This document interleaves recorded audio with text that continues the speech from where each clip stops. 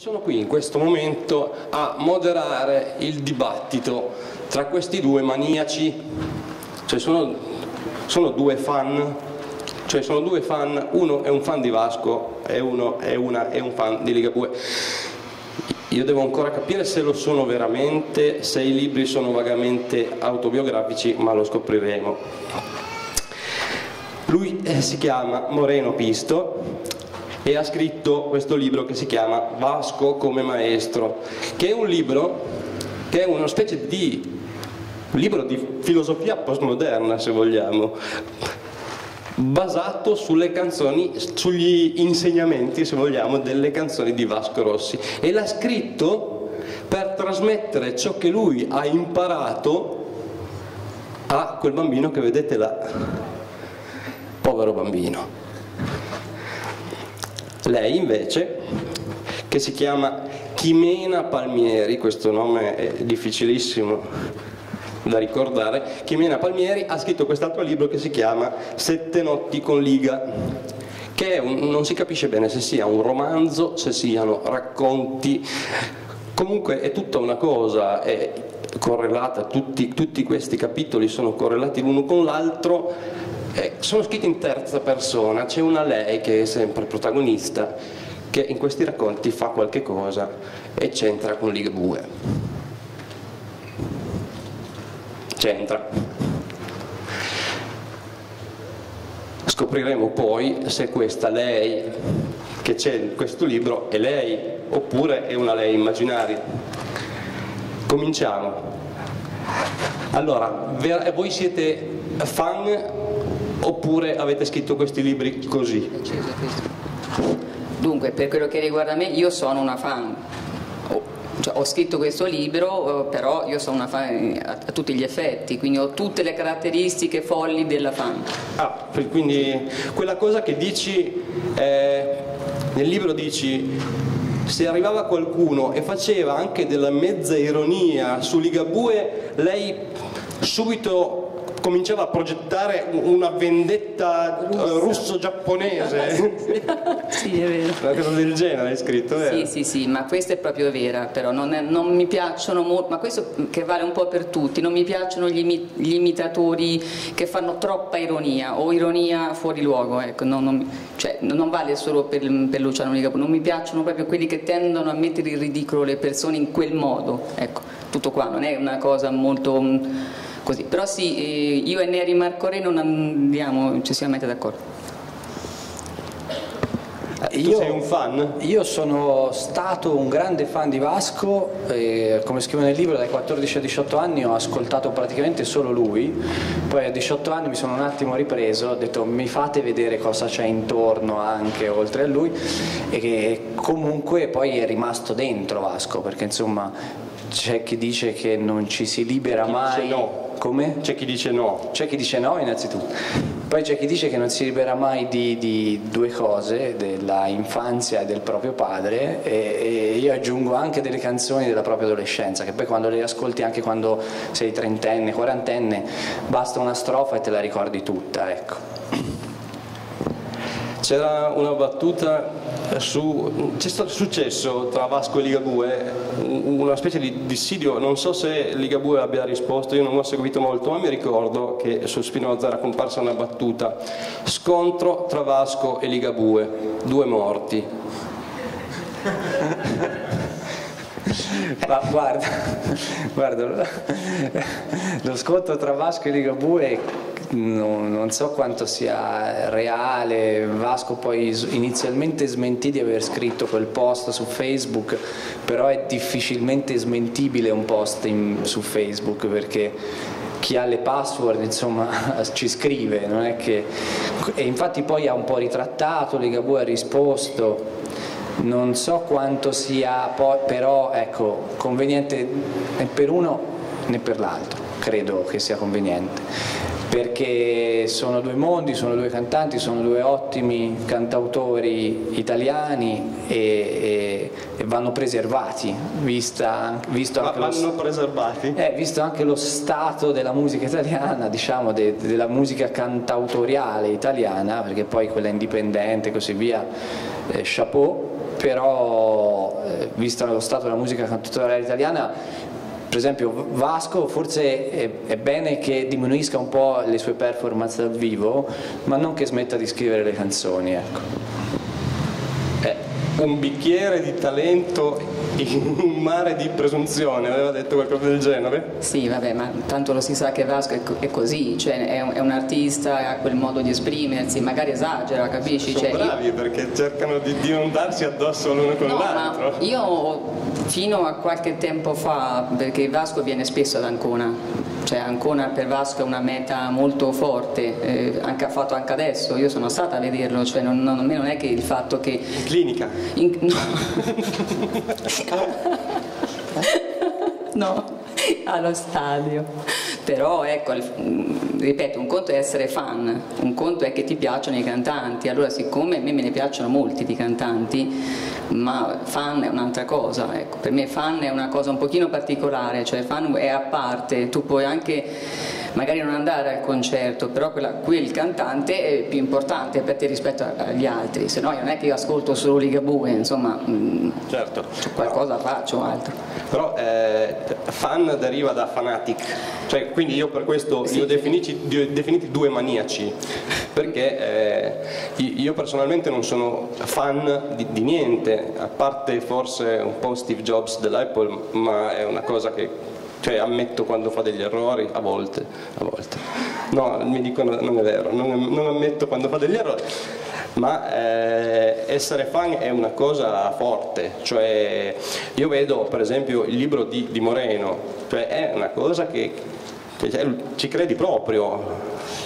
Sì, io ci credo perché fondamentalmente bisogna scindere tra Vasco Rossi come uomo. Io all'inizio dico non mi interessa sapere se è un buon padre oppure no, non me ne frega niente, e dalle canzoni che scrive, perché sostanzialmente nelle canzoni che scrive è un po' come un pittore che fa un quadro, poi come uomo uno non lo giudica il quadro, la canzone è un po' la stessa cosa, quindi nelle canzoni Vasco è sempre stato estremamente sincero, ha sottolineato sempre i suoi difetti e le sue presunzioni anche, però è sincero, e quindi quello che cerco di trasmettere a quell'aggeggio lì è esattamente questa, la sincerità, il fatto di essere sempre sinceri e di prendersi la responsabilità di essere ciò che si è, senza se e senza ma, ecco, senza più e senza meno, ciò che si è.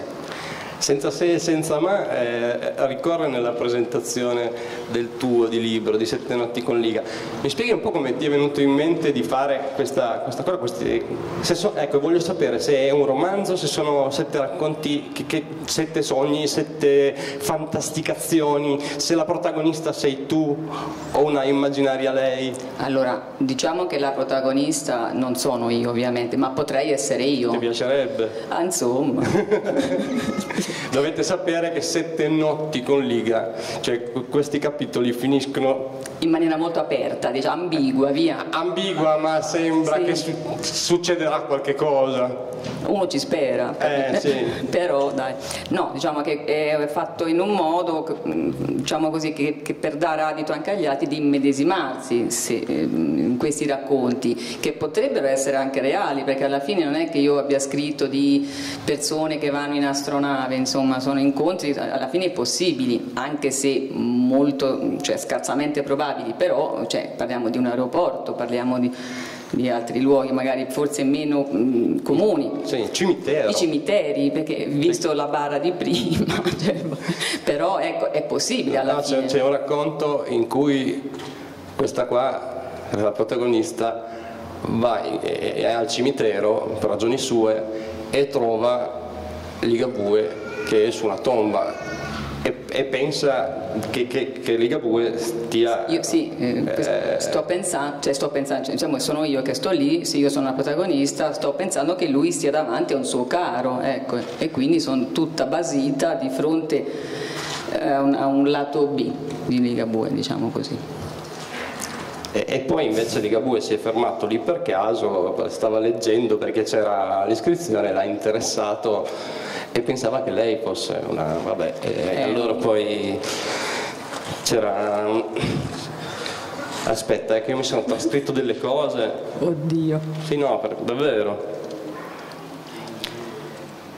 se lo trovo, allora, aspettatemi, scusatemi, allora, portami tu, gli sta dicendo con gli occhi, portami tu da qualche parte, a casa mia, a casa tua, al mare, all'inferno, in paradiso, che poi la macchina la vengo a riprendere, sai che mi frega della macchina, basta che facciamo un altro pezzo di strada insieme, diamoci una scossa, prendiamoci una scossa, viviamo un po' insieme, moriamo un po' insieme.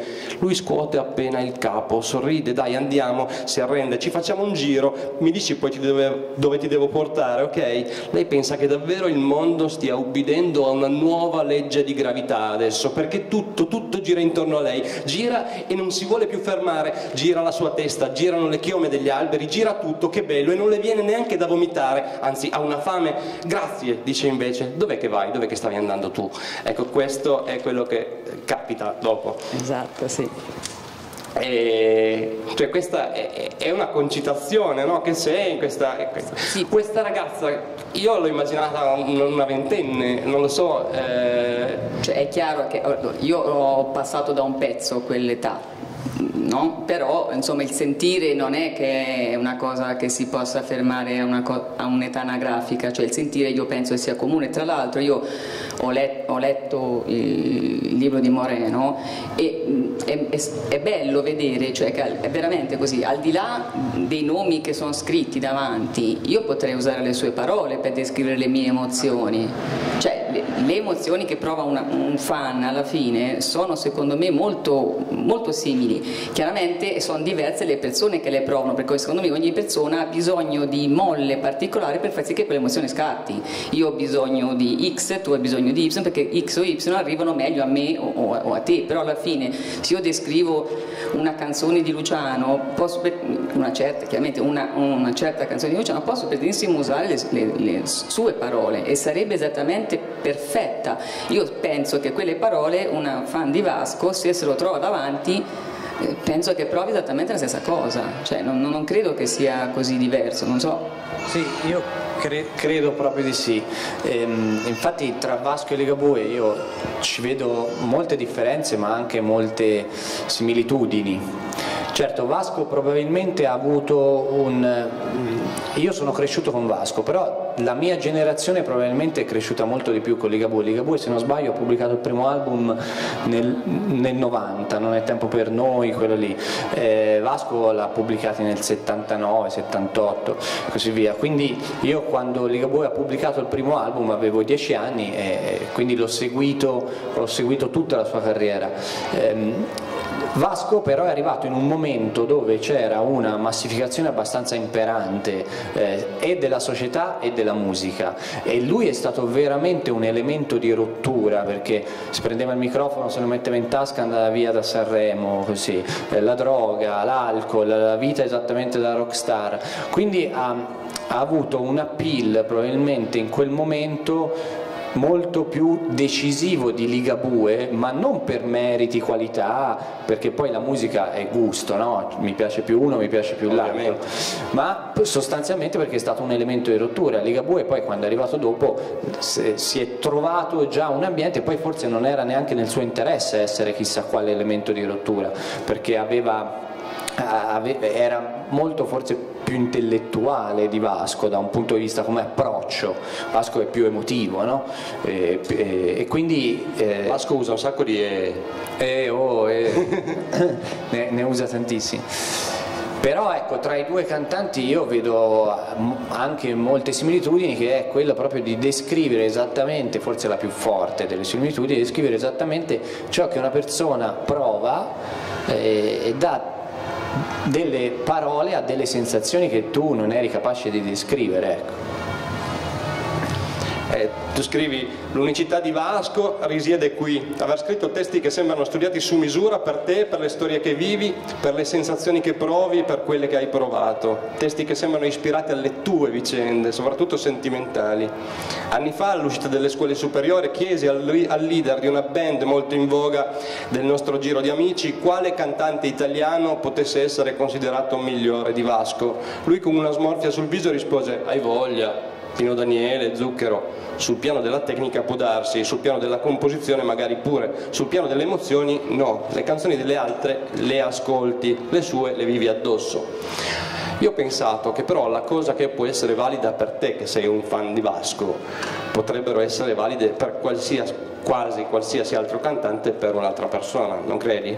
Ma guarda, io conosco fan di Pino Daniele, fan di Zucchero, io stesso ho ascoltato molto le canzoni di Pino Daniele, di Zucchero, ma anche di molti altri, ma non ho trovato quella risposta così entusiasta nel ripetere le vicende, nella descrizione delle vicende. Anima fragile, ora tu chissà dove sei, canzone, questa sera nel letto metterò una coperta perché sennò è troppo freddo, insomma, quindi sono tutte cose che hanno descritto anche chi magari fan di Vasco non è, però su determinate cose si ritrovano. Zucchero per esempio ha un approccio molto più freddo quando parla di donne, le idealizza molto di più. Vasco è molto più terra, è molto più scalpore, no? Colpo d'Alfredo, è andata a casa con il negro, la troia, insomma, cose anche abbastanza pesanti, cioè parla di pancia, non parla di... non ha vezzi, diciamo.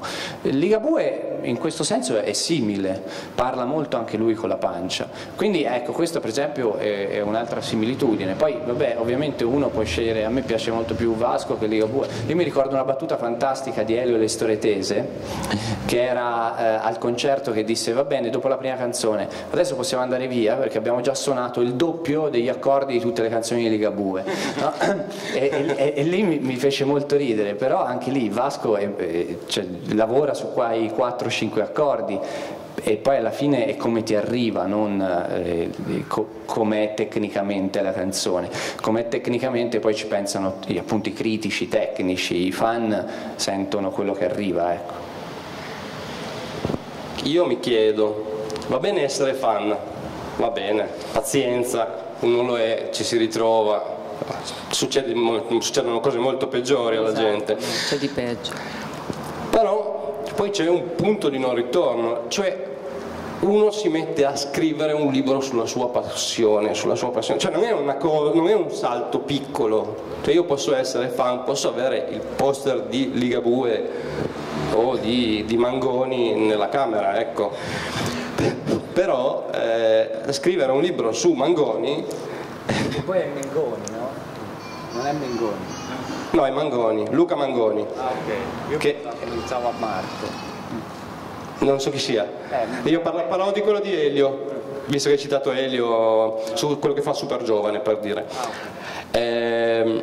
Ecco, scrivere un libro su questa passione è un salto grosso, non lo fanno tutti. Come vi è venuto? Cioè, è una cosa che, per esempio, ci hai pensato per lungo tempo e poi l'hai scritto, sono cose che magari si sono sviluppate nel corso di anni, oppure un giorno hai detto io su questa cosa devo scriverci? Allora, per quello che riguarda me, questo libro è nato da una serie di circostanze molto molto fortunate, al di là che a me piace molto scrivere, che ho sempre scritto per mio conto, altre cose, però questo libro è nato 2 anni fa, sotto forma sempre di queste forme di racconti in realtà, ma non è nato come libro su Luciano Ligabue, era il tempo in cui tramite Fans Club Luciano Ligabue raccoglieva del materiale per quello che sarebbe poi diventato il film Niente Paura, e c'era stato questo invito ai fan a mandare del materiale che parlasse di loro, del loro rapporto con Luciano, di come vivevano la musica e le canzoni di Luciano, e in particolar modo lì si chiedeva che fosse una cosa legata in qualche modo al sociale, al senso civico, perché era un film che poi avrebbe trattato un certo aspetto. Io non avevo molto a che fare con particolari aspetti, c'è un'elevatura morale, civica particolare, però dico vabbè, ok, sono capace solo di scrivere, metto giù quello che secondo me è Luciano Ligabue per i suoi fan, il tipo di trasporto che riesce a comunicare ai suoi fan. Mandai questi racconti, che poi non sono quelli che sono usciti, in realtà quelli che sono usciti sono poi altri, li mandai a Pier Giorgio Paterlini, che di Ligabue è l'editor. perché lì era indicato di mandarli a queste persone, non perché io al suo tempo non sapevo nemmeno chi fossero queste persone. Mi risposero dicendo: guarda, per il libro non se ne parla, però perché non provi a buttare giù invece questi racconti, proviamo a farli uscire? Ed andò così, insomma, quindi non mi sono alzata, poi è stata un'esperienza meravigliosa, però non è che mi sono alzata la mattina, perché non avrei mai pensato nemmeno di farlo. No, per me invece è bellissima questa cosa, davvero. Poi ti ridò subito il video. È veramente, questa è stata la cosa che ho più visto tra i fan, che forse a Luciano Megabue non so quanto gli sia piaciuto tutto questo ritorno, perché poi magari gli saranno arrivati un sacco di racconti, però è stato un sogno che si è realizzato, cioè questo contatto diretto, che poi è quello che i fan vogliono, no? Cioè che cercano in ogni modo, che poi c'è un minimo di ritorno, che fosse una foto, una frase, addirittura un libro, è un bel sogno che si realizza comunque. Per me invece è nato tutto in maniera un po' più tecnica, diciamo. Sono andato a vedere come giornalista un concerto in un backstage, non c'è stato modo di intervistarlo e quindi il direttore mi ha chiesto: cosa facciamo adesso? Ho detto: il solito pezzo da backstage non lo voglio. Stava nascendo lui, stava per nascere, e ho pensato proprio la sera del concerto che io ero proprio tra la transenna delle prime file e il palco, quindi vedevo Vasco vicinissimo, mi giravo, vedevo tutta la gente che andava via di testa, di tutto, esattamente come facevo io alla loro età, quando ero più piccolo e così via, e ho pensato che in effetti Vasco poteva essere spiegato a mio figlio, perché tra 15 anni magari lo avrebbe sempre ascoltato, ma senza sapere perché il fenomeno Vasco è stato così importante per tante persone intorno a lui, prima di tutto suo padre. Io ho detto, c'è un libro che si chiama la fisica spiegata al mio cane. Esatto. È un po' quella cosa lì? Sì, più o meno, oppure Berlusconi spiegato a mio figlio, insomma, queste cose qua. No, e quindi da lì è nato un articolo, e dall'articolo poi è nato il libro, perché appunto anche l'articolo, insomma, riscontrò un successo abbastanza buono, e quindi da lì è nato il libro, e Vasco per maestro, ecco. Poi l'ho spiegato a mio figlio, è diventato Vasco per maestro, perché appunto in effetti è un titolo paradossale, perché tu lo dici che Vasco non è uno che potrebbe essere preso come maestro, cioè lui non si aspetterebbe mai di poter insegnare qualcosa a qualcuno. Sì, credo. Infatti nella prefazione lui dice forse si sono dimenticati l'aggettivo cattivo, e invece no, perché cattivo, buono, appunto il giudizio bene o male è sempre antecedente poi al pregiudizio, no? E il pregiudizio è una delle cose che Vasco Rossi proprio è la cosa più lontana da Vasco Rossi, il pregiudizio, e di riflesso lo dico anch'io a mio figlio, cioè non c'è bisogno di averlo il pregiudizio, prima c'è molto altro, ecco. Una frase del tuo libro che dice: sangue. Ecco cosa le faceva a lei Luciano, sangue.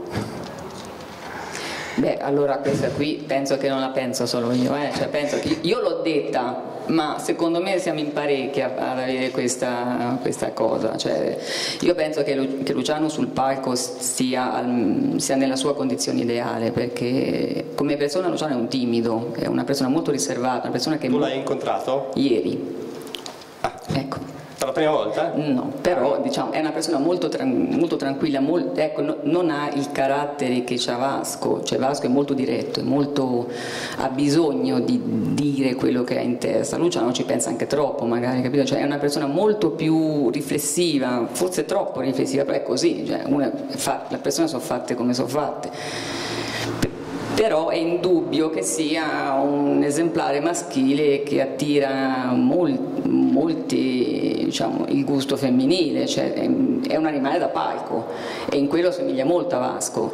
Cioè in realtà queste due persone, se io li guardo da lontano e freddamente, io non riesco a vedere degli esemplari maschili esteticamente, cioè, capito, perfetti con i canoni greci della bellezza. Eppure sono persone che hanno schiere di donne, volendo averle, capito? Perché hanno delle folle oceaniche anche che vanno dalle ragazzine di 15 anni a quelle della mia età, che magari... Che poi volendo sono anche due tamarri. No? Che dobbiamo fare? Ognuno c'ha perché si mette.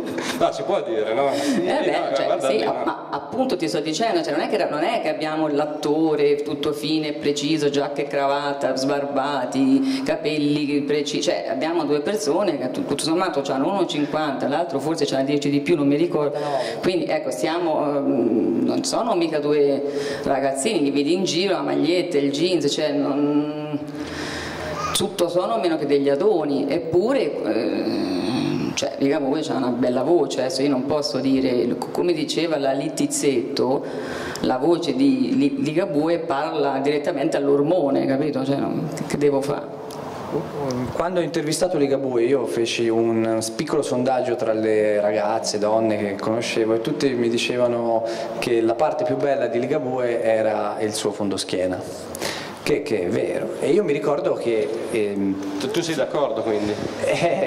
Sì, con lo sguardo obiettivo, visto che ho preso atto, esatto, e basai tutta l'intervista su questa cosa qua, e lui si mostrò molto, molto felice di questo, ecco.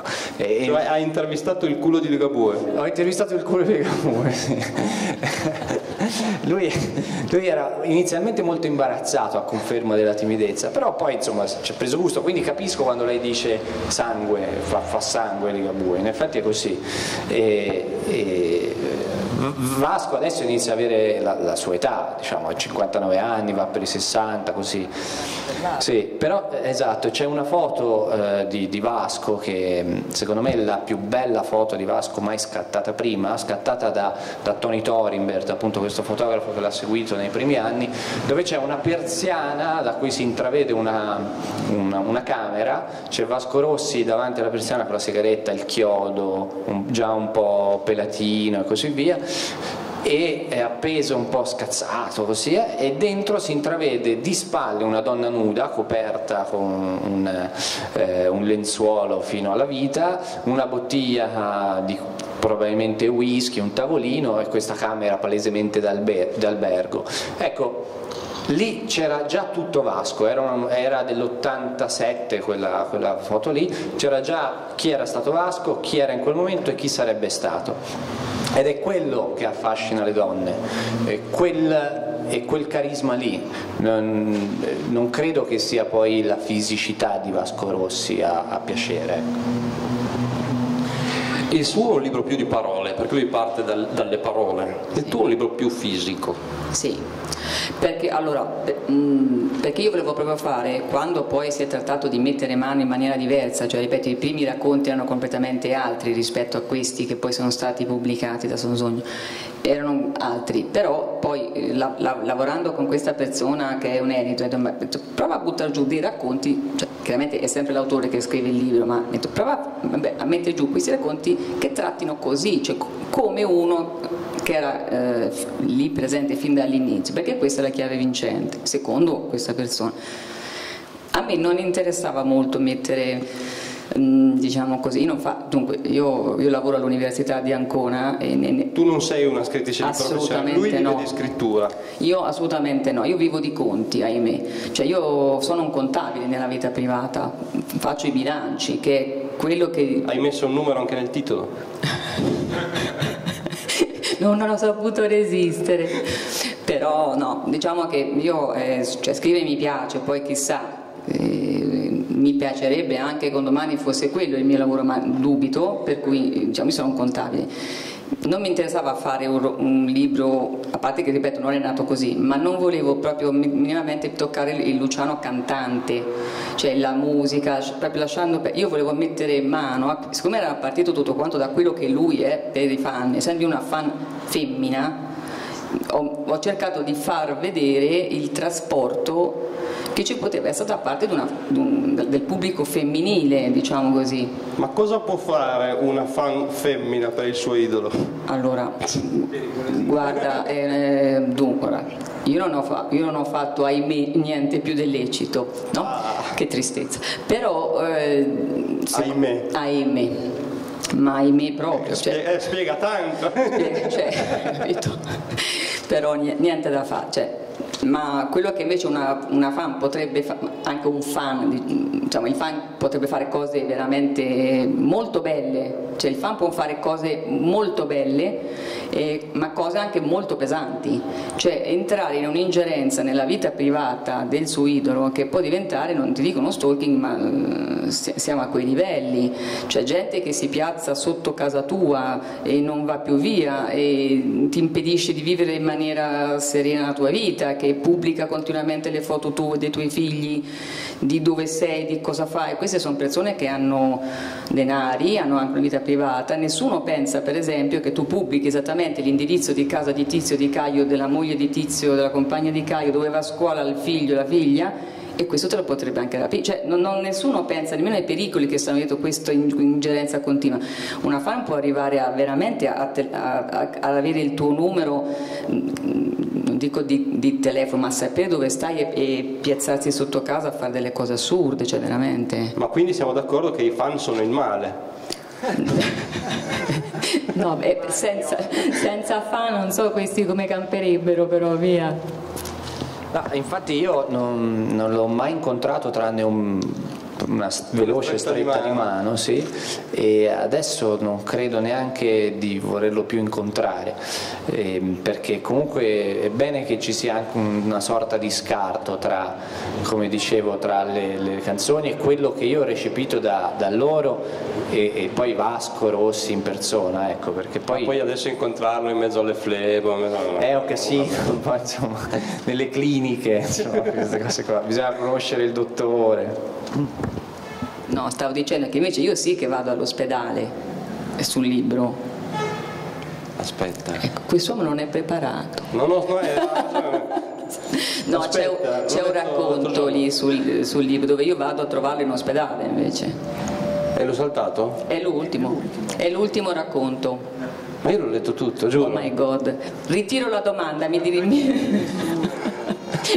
Mi vergogno tanto. Non fare così, ti prego. Non è vero, sulla copia che mi hanno mandato non c'era. Ho saltato l'ultimo capitolo. Ah no, ma potevo saltarne tutti gli altri, ma non l'ultimo, non dovevo. Di solito il primo e l'ultimo, ma non mi ricordo assolutamente. L'ho letto qua sopra, magari mi sono perso. Una cosa che volevo dire, visto che sono un fan di Steve Jobs, no? C'era una pubblicità negli anni 80, o forse inizio 90, o forse addirittura più tardi, quando Steve Jobs è ritornato all'Apple, ed era una pubblicità che è stata doppiata in italiano da Dario Fo, e diceva: questo filmato lo dedichiamo ai folli, agli anticonformisti, ai ribelli, ai piantagrani, a piantagrane, a tutti coloro che vedono le cose in modo diverso. Costoro non amano le regole, specie i regolamenti, e non hanno alcun rispetto per lo status quo. Potete citarli e essere in disaccordo con loro, potete glorificarli o denigrarli, ma l'unica cosa che non potrete mai fare è ignorarli, perché riescono a cambiare le cose, perché fanno progredire l'umanità. E mentre qualcuno potrebbe definirli folli, noi ne vediamo il genio, perché solo coloro che sono abbastanza folli da pensare di poter cambiare il mondo lo cambiano. Questa è una pubblicità, ma mi sembra che assommi abbastanza il pensiero che c'è dietro questo libro qua. Guarda, no, sante parole. Io addirittura lo cito Steve Jobs e dico: se oggi fosse l'ultimo giorno della mia vita, vorrei fare quello che sto per fare oggi? A questa domanda posta da un tale che si chiama Steve Jobs risponditi sì, perché è una risposta che separa il vivere dal sopravvivere. Certo. Io, guarda, sono molto idealista in questo, però secondo me se uno va al lavoro e si spalla da una mattina alla sera, odia il suo lavoro e pensa di fare altro nella vita, per me questo altro lo deve fare.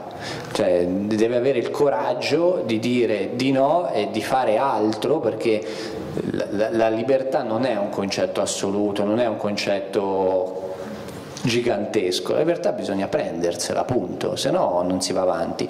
E questo è quello che hai detto tu, dei folli, dei piantagrane, di chi odia lo status, non di chi odia, ma di chi dello status quo se ne frega. per me sono sante parole, cioè, se no il mondo non va avanti, se no la responsabilità della crescita è affidata ai folli sostanzialmente. Questo qua, io ti immaginavo come un esaltato nel libro, però mi sembra un... sei uno vero. No, è vero. Esaltato vero. No, è... No, per me è vitale questa cosa, guarda, soprattutto in questo tempo contestuale proprio, e dove si fatica ad arrivare in fondo al mese, dove lo Stato ti fa fare una guerra tra poveri, no? Dove pur di guadagnare 100 euro in più, di mantenere, come dire, la tua famiglia al sicuro, devi guardare male il senegalese che ti suona a casa e ti vuole vendere qualcosa. È una guerra tra te e il senegalese e diventa una guerra tra poveri, quindi in questo momento è vitale prendersi quello che uno si vuole prendere, quello che uno vuole fare lo deve fare, non deve avere idee nel cassetto, queste idee le deve tirare fuori e le deve realizzare, perché altrimenti non sono più gli anni 80, gli anni 90 dove c'era il lavoro sicuro, la sicurezza, altrimenti non si vive più, ecco.